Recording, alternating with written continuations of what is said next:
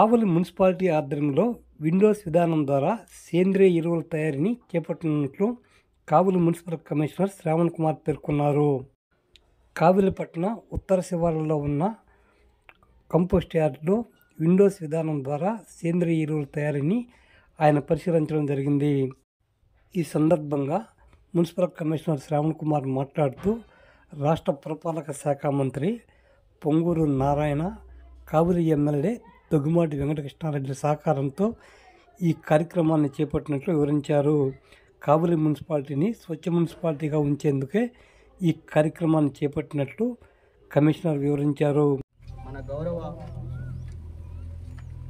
Municipal శాఖ మంత్రులు నారాయణ గారి ఆదేశానుసారం మన గౌరవ ఎమ్మెల్యే శ్రీ దగ్గుమాటి వెంకటకృష్ణారెడ్డి గారి సహకారంతో కావలి పురపాలక సంఘాన్ని స్వచ్ఛ కావలి పురపాలక సంఘంగా మార్చుకోవడానికి ప్రత్యేకమైన ప్రణాళికతోటి ముందుకెళ్తున్నాం. దీనిలో భాగంగా ఇంతకుముందు మనకున్న గార్బేజ్ ట్రాన్స్ఫర్ పాయింట్స్ అన్నిటిలో కూడా డస్ట్బిన్స్ అనేవి విత్ ఐరన్ మెష్ ద్వారా ఏర్పాటు చేయించడం జరిగింది.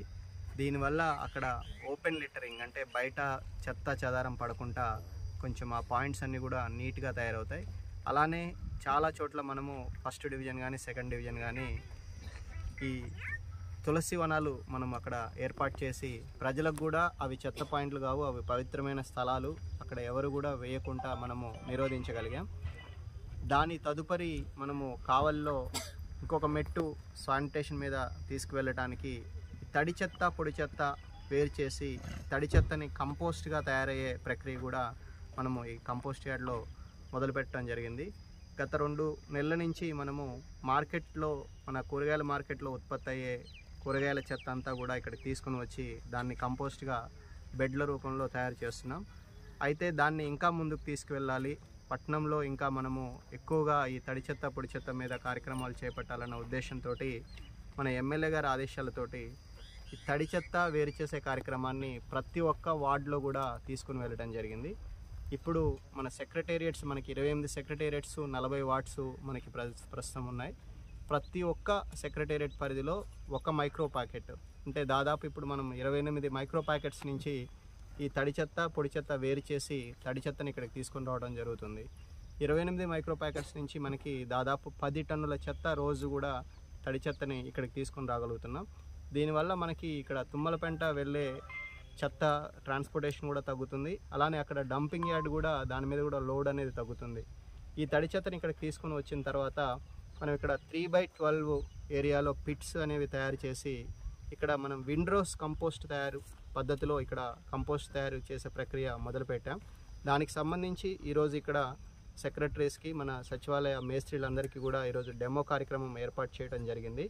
ఇక్కడ నుంచి ప్రతిరోజు అన్ని మైక్రో ప్యాకెట్స్లో కూడా రాబోయే రోజుల్లో ఈ కార్యక్రమము చేపట్టబోతున్నాం. ఇప్పటి వరకు దాదాపు 10 టన్నులు వస్తుంది, కానీ మనకు వచ్చేది మొత్తం కూడా డైలీ ఒక 60 టన్నుల చెత్త వస్తుంది. ఇంకా 50 టన్నులు మనం కంపోస్ట్ యార్డ్ తుమ్మలపెంట కంపోస్ట్ యార్డ్కే తరలిస్తున్నాం. దాంట్లో ఇంకా ఒక 30-35 టన్నుల వరకు కూడా ఇంకా తడి చెత్త అనేది మనం వేరు చేస్తే పట్టణంలో ఇంకా మనము ఎక్కువ మోతాదులో ఈ తడి చెత్తని మనము సేకరించి ఇక్కడ కంపోస్ట్ తయారు చేయగలిగితే మనకి రాబోయే రోజుల్లో ఇది ఎరువుగా ఉపయోగపడుతుంది.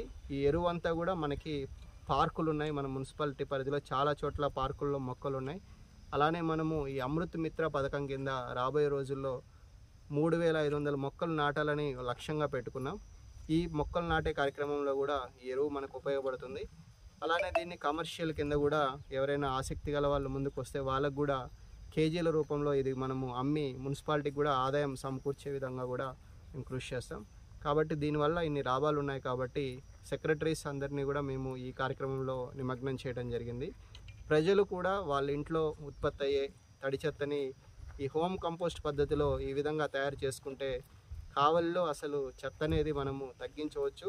స్వచ్ఛ కావలి అనే మనము లక్ష్యాన్ని మనము త్వరగా నెరవేర్చుకోవడానికి అవకాశం ఉంటుందని తెలియజేస్తున్నాం. ప్రజలు కూడా ఈ కార్యక్రమంలో భాగస్వాములు అవ్వాల్సిందిగా అందరికీ కూడా విజ్ఞప్తి చేస్తున్నాం.